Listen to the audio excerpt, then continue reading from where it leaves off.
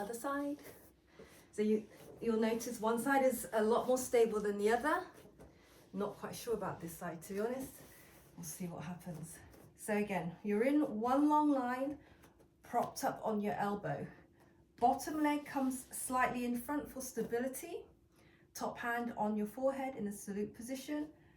Don't crunch the waist, bring the hip down towards your feet. Flex the foot. We're going to start with the side kick. So kick on an inhale, exhale, back. Okay, inhale, ribs down, exhale, lift. You actually can keep lifted throughout, but I thought since the next few variations were lifted throughout anyway, let's just kind of not be too cruel on ourselves. And up.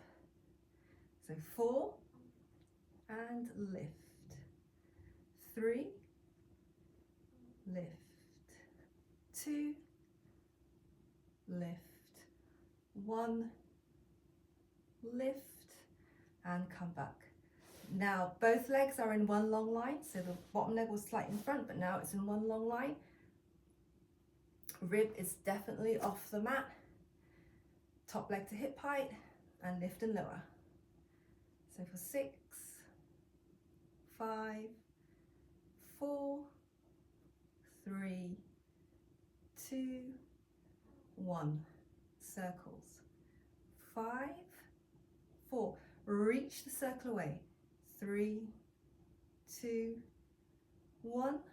Reverse. 5, 4, 3, 2, 1. Everything down. Have a quick break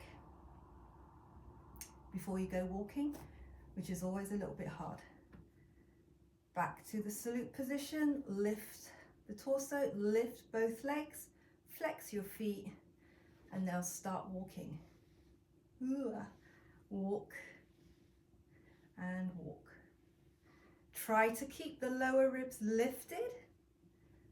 5, 4, 3, 2, and 1. And come down.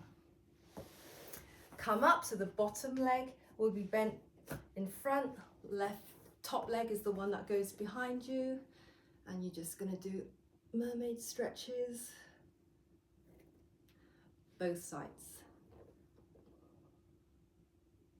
So this one was all about stability in the core and in the pelvis.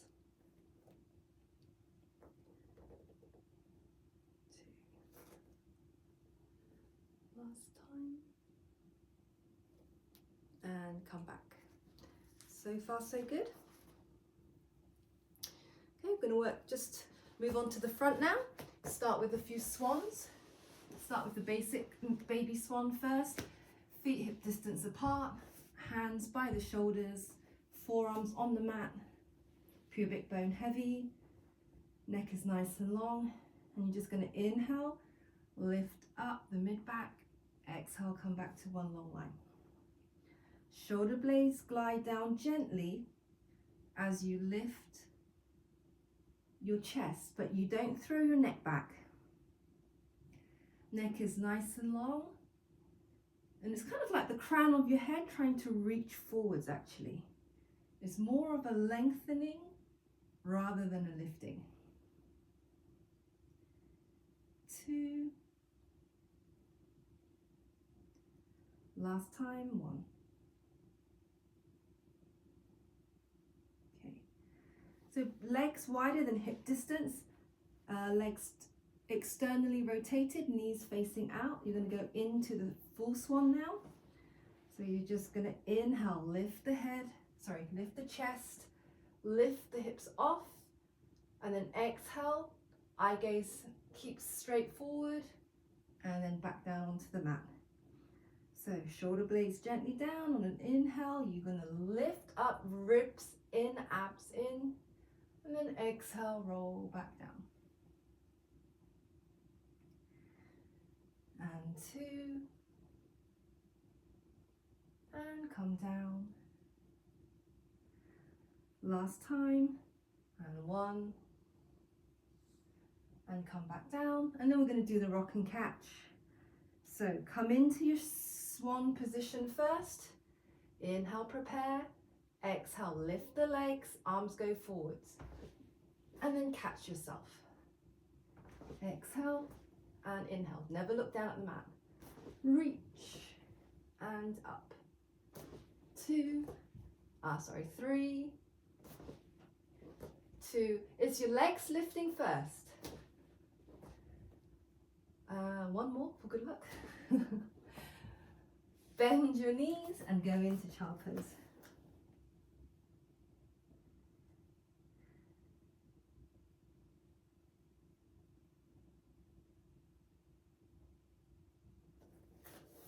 And then roll up to seated.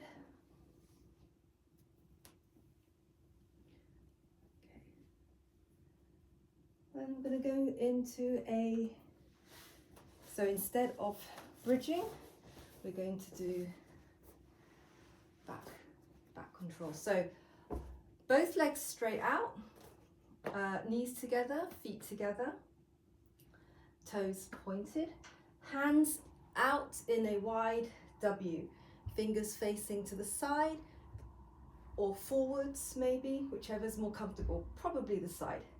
So in this position, I'm going to ask you to inhale, then exhale. You're going to lift the hips off, come into one long line, don't throw your head back, and then come back down. And then lift. And down. So you should feel glutes and hamstrings. Lift, and what I want you to do is lift the hips high to the ceiling. And down. 2. And down. Last time, you're going to hold it in your lifted position, and then you're going to bring one leg up and then down. Other leg up and down. The aim is to not drop in the hips. So don't lift your leg up super high if that means you're going to lower in the hips. So keep it small. 4, 3, lift with the mid back. 2, 1. 1. Come down, bend your knees, fold over, stretch out the back. If you did this one right, you should feel a lot of work in the hamstrings as well, and not just the glutes. You really shouldn't feel much tension in the lower spine. If you did feel a lot of tension in the lower spine, keep your lifts quite small or just hold it. Don't lift the legs. I'm going to do a few rollovers. So come down.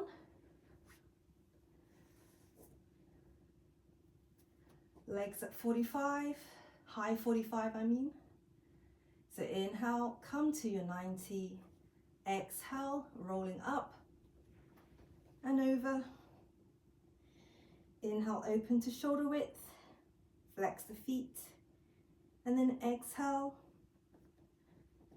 Roll down slowly. Come back to the start. Inhale, find your 90 first. Then roll up and over. Try not to throw the legs back. Inhale to shoulder width, flex the feet. Then exhale, roll back down. Last time. Come to 90 on an inhale. Exhale. Up and over. Inhale opens, flex. Then exhale. Come back to 90, come back to your high diagonal and relax. Come back up. And the last exercise we're going to do is the front control. So coming into a plank position. So it's basically the opposite what we've just done actually. So you do your plank position first. And then you bring the leg up and down. Opposite leg and down. So 5, 4, 3, 2, 1. Knees down, child pose. So it's that we did the back control, now we do the front control. So it's just the opposite. One more time. Find your plank position first. Lift one leg, other leg. 3, 2, 1, and come down. So far so good. Now I'm going to add in a little bit of ankle mobility for this one. Find your plank position, lift one leg, flex the bottom foot, and then point the toe, the top toe. Flex both, come down. Opposite side. Flex and point, come back and down. Other leg. Flex and the other leg points, come back and down. Back, flex, down, and go into child pose. So basically one foot is flexing, one foot is pointing. And then roll back up. I hope that one was okay. That was more about stability today. See you guys next time. Bye.